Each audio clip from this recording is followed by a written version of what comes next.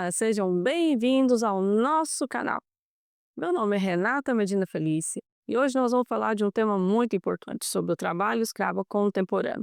Para isso, convidamos o Procurador do Trabalho, Paulo César Antunes de Carvalho, que vai estar aqui nos ajudando com esse tema tão sensível. Seja bem-vindo, Dr. Paulo César. O Dr. Paulo César, ele é coordenador da CONAET da 10ª região. Seja muito bem-vindo. Muito obrigado pelo convite mais uma vez, doutora Renata. Estou muito feliz que a gente possa, de novo, trocar informações sobre temas tão relevantes. Eu que estou feliz demais com a presença do senhor em nosso canal. Para começar, doutor, o que significa CONAET? Aqui fala no currículo do senhor que o senhor é coordenador regional da CONAET. Você pode explicar para a nossa audiência o que significa? A CONAET é a coordenadoria do Ministério Público do Trabalho, que vai tratar sobre a erradicação do trabalho escravo e o enfrentamento ao tráfico de pessoas. É um instrumento que o Ministério Público do Trabalho tem para conseguir vencer esse desafio que é bastante grande. Então o Ministério Público do Trabalho tem como se fosse uma coordenadoria, tivesse algo ali específico para o combate ao trabalho escravo, ou seja, está sempre alerta, o Ministério do Trabalho sempre está envolvido nesse tema. Isso, são pessoas específicas, especializadas nesse tema, que juntas enfrentam o crime, que é, né, o crime do artigo 149 do Código Penal, o trabalho escravo, e o 149-A, que é o tráfico de pessoas. Nossa, que interessante. Então quer dizer que o Ministério Público do Trabalho está sempre olhando para a população em combate ao trabalho escravo. Isso é importante para a população saber disso. O Ministério Público do Trabalho está atuando em combate ao trabalho escravo e tem uma coordenadoria específica para esse assunto.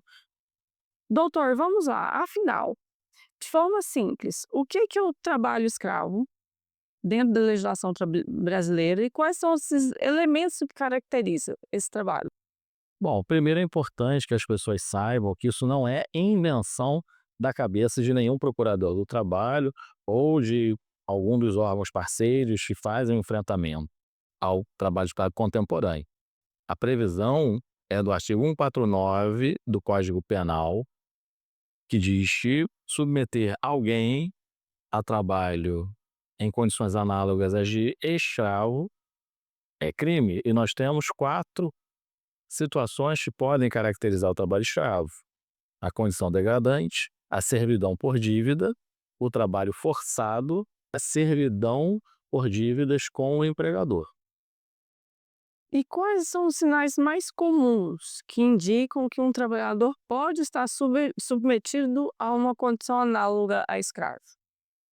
Bom, é importante que haja uma entrevista com esse trabalhador. A gente tem que ter ouvidos atentos para o tipo de reclamação que a pessoa está fazendo. Exemplos comuns: não tem acesso a sanitário, não tem acesso à água potável, o tipo de alojamento que a pessoa está sendo submetida, se for um barracão de lona, por exemplo, eh, se para o trabalho, para poder trabalhar, ela tem dívida com o empregador, se ela compra, por exemplo, os mantimentos dela, itens de higiene diretamente do empregador a preços exorbitantes, não consegue pagar nunca essa dívida, ela está trabalhando em uma situação de servidão por dívida. Jornada exaustiva, a gente costuma dar o exemplo do corte de cana, e a pessoa literalmente exaure sua força física, é um indício de que a pessoa não aguenta mais trabalhar no sentido da exaustão física. Pode ser um indício de que a pessoa está submetida a trabalho análogo ao de escravo. Certo. E essas pessoas, geralmente elas sofrem algum tipo de aliciamento para entrar numa situação como essa? Normalmente sim, normalmente existe a figura que é comumente chamada de gato, que é o aliciador. Ele faz uma pescaria dessas pessoas, vai em locais vulneráveis, já sabendo que ali existem pessoas em situação de vulnerabilidade, oferece trabalho com falsas promessas de um valor bom de um salário, condições boas de trabalho. Quando a pessoa se dá conta, não é nada daquilo, era tudo enganação. Então existe sim o aliciamento por meio dessa figura, do gato. Essas pessoas geralmente que são aliciadas, são pessoas, assim, que têm um conhecimento técnico elevado ou são pessoas que têm, baixa escolaridade?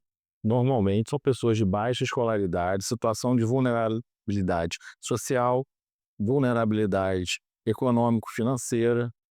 Muitas vezes a pessoa, ela quer dar uma melhor vida para a sua família, contudo, ela não vai encontrar nenhuma das promessas feitas pelo gato, pelo aliciador, no local de trabalho. Ao contrário, vai encontrar uma realidade completamente diferente.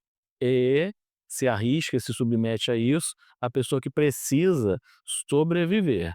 Normalmente a gente vê essa característica, a sobrevivência como necessidade e a vulnerabilidade daquela pessoa. Essas pessoas têm algum tipo de são submetidas à escravidão. Essas pessoas que quando tem uma fiscalização que identifica que elas estão nessa condição, né, de situação análoga à escrava, elas têm alguma consequência psicológica, hã, consequência econômica. Essas vítimas, eh, é visível isso nelas? É muito visível, situações emocionais, de prejuízo emocional às pessoas, demonstram muita ansiedade, desconfiança, não confiam nem, nas autoridades quando chegam ao local para fazer o resgate. Isso é bastante grave, são sequelas psicológicas, emocionais, e sim, a gente vê claramente que as pessoas, elas se sentem acuadas, como se fosse um bichinho do mato, com medo quando chega alguém perto. Isso existe, é real. É muito triste essa situação. E o Estado, o Ministério Público do Trabalho, como é que eles agem nessa situação? Bom, normalmente a gente recebe uma denúncia, monta uma operação, vai até o local para verificar a veracidade da denúncia. Constatando a veracidade da denúncia, a gente faz o resgate dos trabalhadores e responsabiliza a quem de direito, quem está submetendo as pessoas àquela condição. Nós sabemos que nós estamos num país que tem a cadeia produtiva rural é bem grande. Tem alguma dica para empresas que querem, estar tudo certo e não ter nenhuma consequência, não ter nada que se entenda como, algum tipo de situação próxima à escravidão? Tem alguma dica para essas empresas, para que elas possam atuar de forma correta?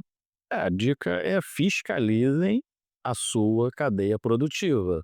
Não façam negócios, por exemplo, com empresas que estão inseridas no cadastro de empregadores que já submeteram trabalhadores à condição análoga de escravo, a chamada lista suja, por exemplo, e ainda que a empresa não esteja nessa lista, fiscalize, vá ao local onde os trabalhadores estão alojados, peça informações detalhadas sobre o local de origem dos trabalhadores. Os trabalhadores podem também estar sendo vítimas do tráfico de pessoas. O aliciamento, ele muitas vezes traz junto o tráfico de pessoas.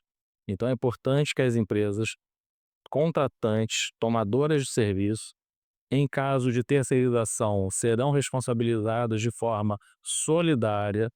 Então não tem por que deixar de fiscalizar. O prejuízo para as empresas contratantes pode ser muito grande caso hajam como a gente chama com cegueira deliberada. Isso não é admitido, a jurisprudência já está bastante consolidada nesse sentido. Então fiscalizem a sua cadeia produtiva.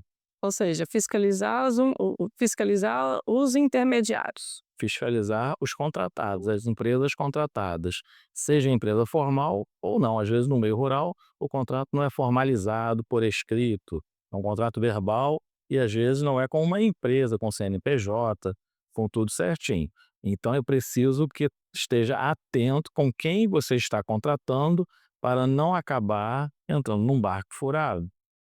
No caso de ter algum trabalhador vivenciando uma situação que, por exemplo, está assistindo o nosso podcast e descobriu que uma situação análoga a escravo, é uma situação precária.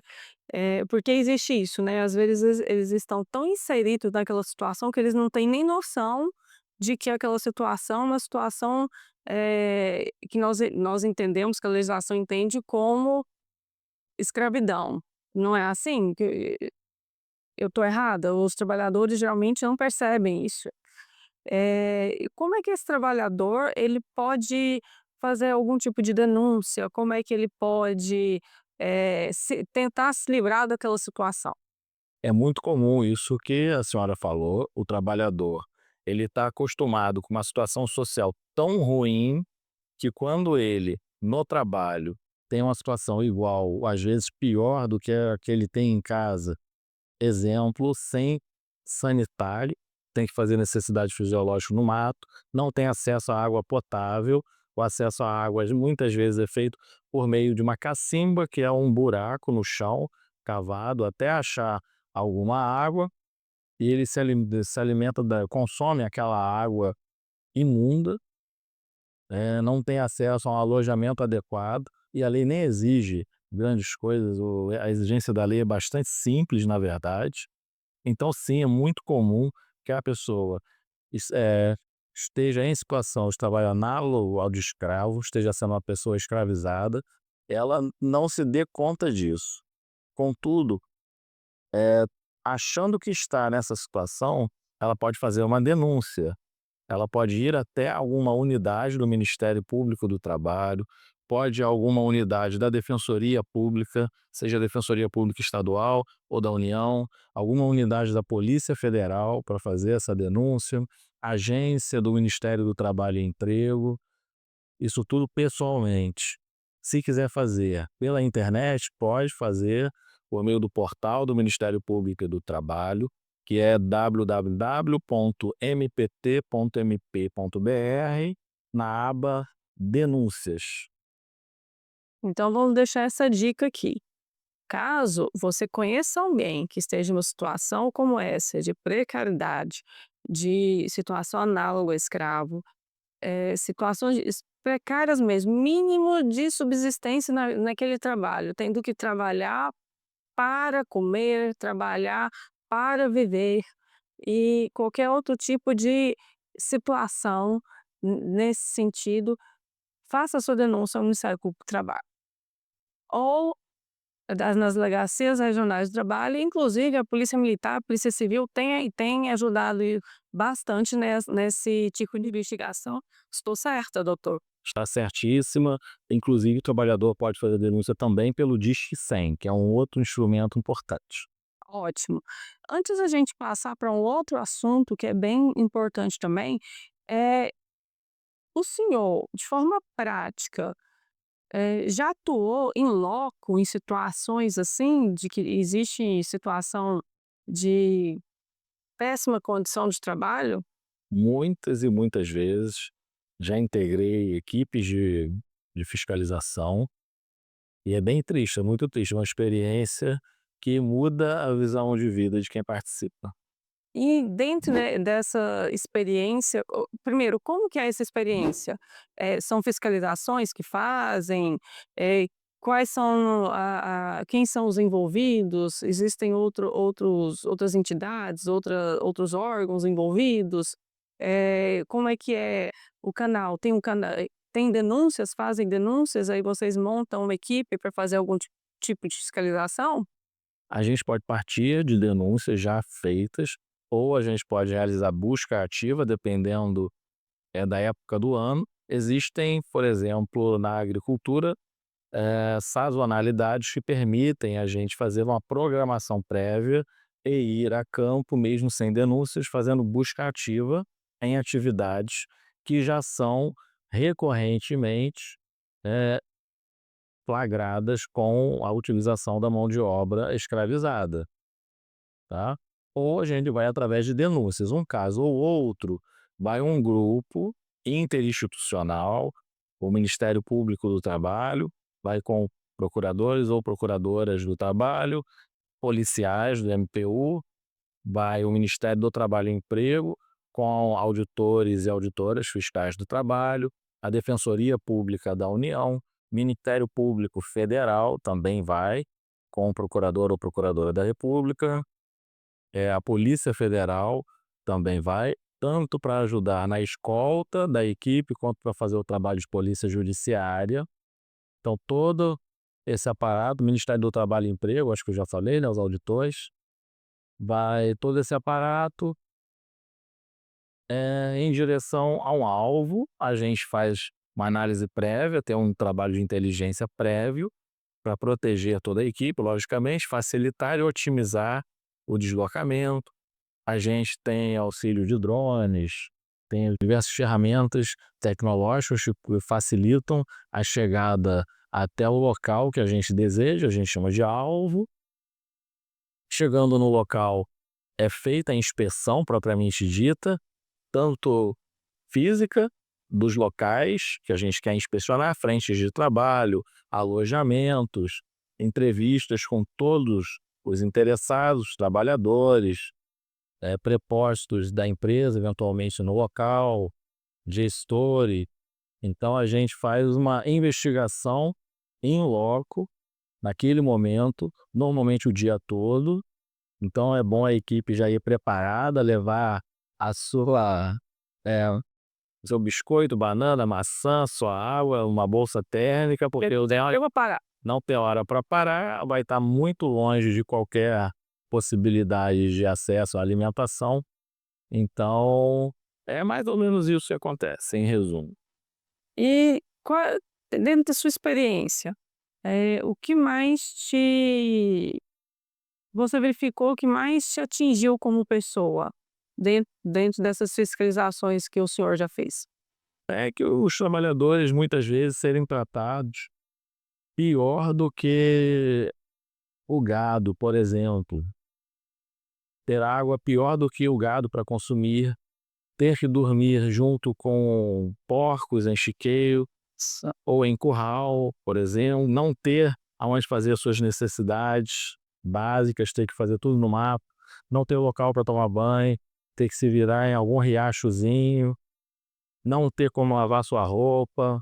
Nossa, então são situações bem precárias mesmo, né? São situações muito difíceis, facilmente caracterizadas como situação degradante. Entendi. Então vamos agora falar um pouquinho sobre o trabalho doméstico. Existe o trabalho escravo doméstico ainda hoje? Existe, e muito, infelizmente. E o que caracteriza o trabalho escravo doméstico? O trabalho escravo doméstico, eu costumo dizer que é simples de ser caracterizado.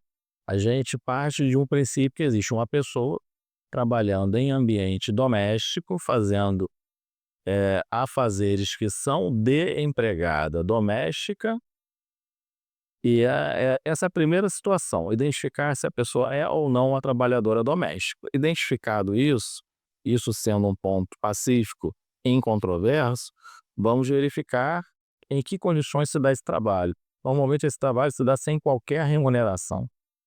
Então a gente já tem 2 elementos: trabalho doméstico sem remuneração. Na sequência a gente verifica outros elementos.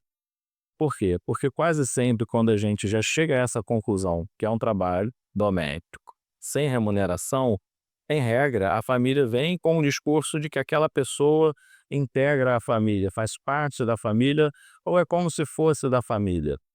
E a gente aprofunda a investigação e, em regra, verifica que ninguém gostaria de fazer parte daquela família. Aquela pessoa é trabalhadora doméstica, escravizada, ela não tem acesso à alimentação como o restante da família, ao lazer como o restante da família. Não tem acesso a nada como o restante da família. Ela está isolada socialmente, isolada dos seus vínculos biológicos. Muitas vezes a pessoa ela já está numa situação de submissão tão grande que ela não consegue enxergar vida fora daquele local, fora daquela família. Muitas vezes defende o algoz. Quem submete uma pessoa a esse tipo de situação é algoz, não tem outra denominação, e é bastante cruel, porque a pessoa tem para si uma verdadeira mucama, como era antigamente, uma pessoa que trabalha para aquela família de graça e não tem hora para dormir, não tem hora para acordar, não tem hora de descanso, trabalha de forma ininterrupta e, por pior que possa parecer, defende o algoz, e defende mesmo. A psicologia chama isso de síndrome de Estocolmo. Nossa, é uma realidade que a gente acha que não existe, mas ainda existe, né. Existe, às vezes a pessoa até recebe algum valor de pensão ou aposentadoria, esse valor é retido pela Da família, família? integral ou parcialmente, Meu Deus! ou, quando não é retido, a trabalhadora só pode utilizar o dinheiro com autorização da família e para coisas que a família entenda ser útil para a trabalhadora. A trabalhadora sequer tem liberdade para gastar o próprio dinheiro de uma eventual aposentadoria, por exemplo. Meu Deus, que absurdo. E geralmente são algum padrão? Tem algum padrão? São mulheres, homens? Tem um padrão. São mulheres, em regra negras, em grande maioria, mulheres negras que são aliciadas, ainda quando adolescentes, para, em tese, terem uma melhor vida junto dessa família. O que ocorre é exatamente o contrário. A educação precária demais, normalmente a desculpa é essa: "Ah, vai ter uma melhor educação com essa família". Contudo, não é o que acontece. Essa é a regra. Recentemente, tivemos um caso no Distrito Federal, que a vítima, já por volta dos seus 50 anos, estava há 8 anos nessa família. Então era uma exceção, ela não foi aliciada ainda adolescente. Entendi. E existe, assim, alguma forma que eles controlam essa vítima? Eh, o senhor já falou, né, com relação ao dinheiro, mas, assim, de forma psicológica, emocional também? Principalmente de forma emocional, é a principal forma de controle. A manipulação emocional, a gente dá um nome para isso de servidão por dívida de gratidão. Gratidão. A família manipula por meio da gratidão a vítima, que essa trabalhadora é uma vítima, e assim, é tão cruel que é inacreditável que alguém tenha coragem de fazer da forma como é feito. E depois quer dizer que a pessoa é da família. E você vê claramente que ninguém quer ser daquela família sendo tratado desse jeito. É como se a empregado devesse gratidão àquele empregador. E aí ela fica naqueles, círculo vicioso, né, de eterna gratidão e não consegue sair daquilo porque ela acha que o empregador está fazendo demais por ela. É mais ou menos isso. É como que a vida dela, tivesse uma dívida em relação à vida dela. A vida dela só é possível em relação àquele empregador. A proximidade entre empregado e empregador é muito grande, cria um vínculo afetivo distorcido, contudo é um vínculo muito forte, é difícil de quebrar. A pessoa não consegue enxergar vida além daquela situação terrível que ela vivencia. E para o Estado atuar nesse tipo de situação é fácil?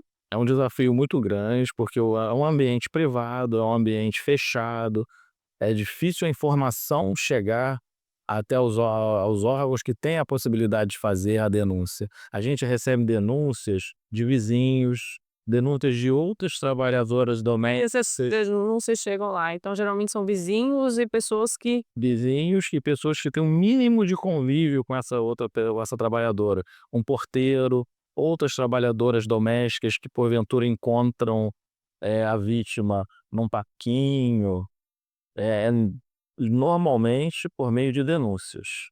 e é possível o senhor, sem citar nomes, falar alguma experiência que teve, né, nessas ações do Ministério Público do Trabalho, referente a algum caso específico, sem citar nomes, não. De trabalhos domésticos?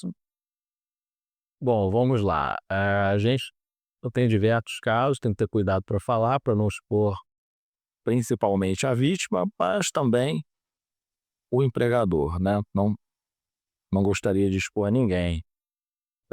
Nós temos diversas situações. Normalmente, não é a vítima que faz a denúncia, então quando a gente chega, a vítima não sabe, nem está esperando que vai acontecer isso.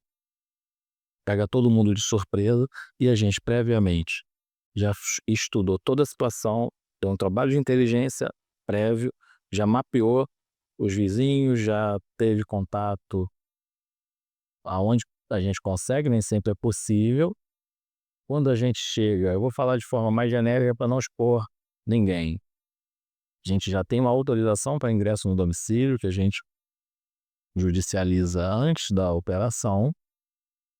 A vítima normalmente ela é pega de surpresa, fica bastante assustada, nervosa, se apega com o empregador, com a empregadora, muitas vezes afirma que nós estamos forçando ela a sair dali.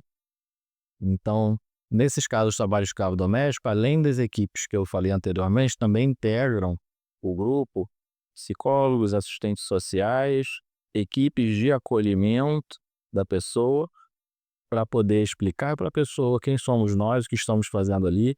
A gente vai com a polícia para fazer a segurança da equipe, não é em relação ao empregador, a gente não vai especificamente para prender ou atuar contra o empregador. A gente leva a polícia porque precisa que a equipe tenha a segurança necessária para desenvolver todo o trabalho. Agora, a experiência é bastante difícil, uma experiência que eu diria desafiadora demais. A pessoa vítima fica num estado emocional tão debilitado inicialmente que mexe com toda a equipe, fica todo mundo sensibilizado com aquilo, né. Agora, durante a operação, a gente pega o depoimento de todo mundo da família que estiver no local na hora, depois aprofunda com outros elementos e toma a decisão difícil da retirada da pessoa do local,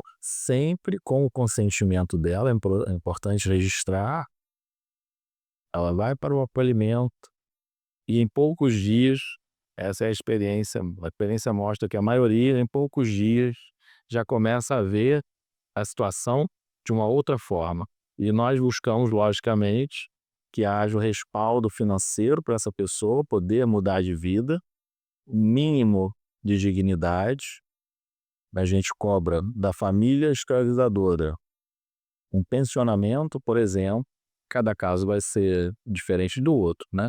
Contudo, a gente cobra um pensionamento para que essa pessoa possa mudar de vida, para que ela possa ter a vida dela, a liberdade dela garantida em todos os aspectos, que não era nada respeitado, ao contrário, ela era uma pessoa escravizada.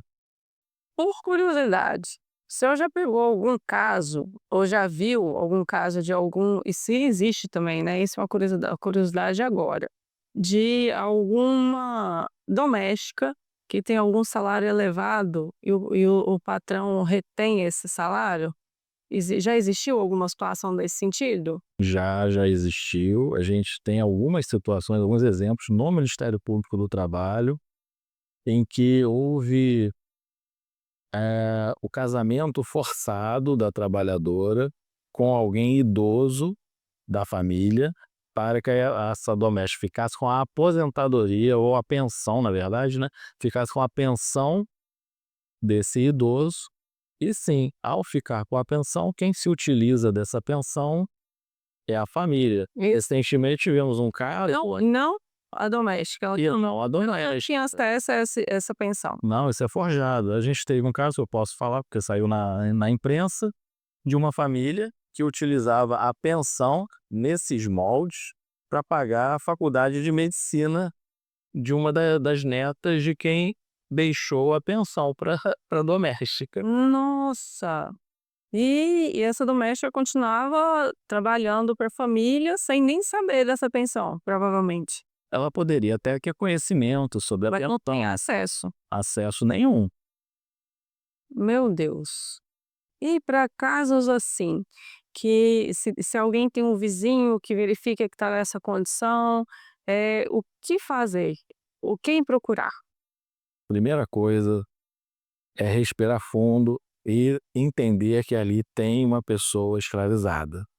Então, faça a denúncia pelo Disque 100, pelo portal do Ministério Público do Trabalho, reúna o máximo de elementos que você consiga, de informações, para que a gente possa iniciar uma investigação prévia até a gente conseguir chegar à vítima. Pode fazer a denúncia por meio do portal do Ministério Público do Trabalho, eu já falei, pelo Disque 100. É muito importante isso. É muito importante ter coragem de denunciar. E o senhor tem alguma mensagem final? Nós estamos já encerrando o nosso momento aqui de aprendizado e de esclarecimento ao público. O senhor tem alguma uma mensagem final para a população? Olha, a mensagem final, ela é bem, eu posso deixar, é bem dura, sabe?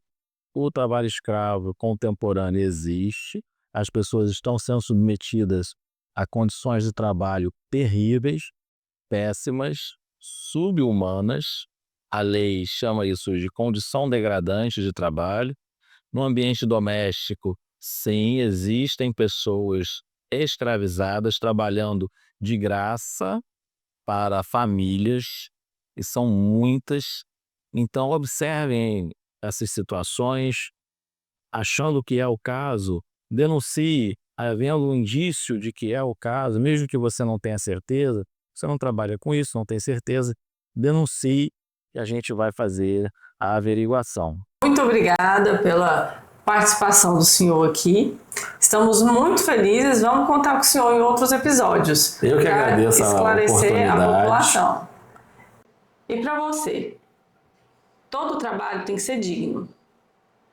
Dessa forma, espero que esse podcast atinja várias pessoas. Se você entende que algum vizinho, algum amigo, algum conhecido está passando por esse tipo de situação, trabalhando em condições precárias, envie esse vídeo para ele ter mais informação e ter força para lutar contra a escravidão. Inscreva no canal, compartilhe esse vídeo e ative as notificações para que mais pessoas tenham conhecimento sobre esse assunto.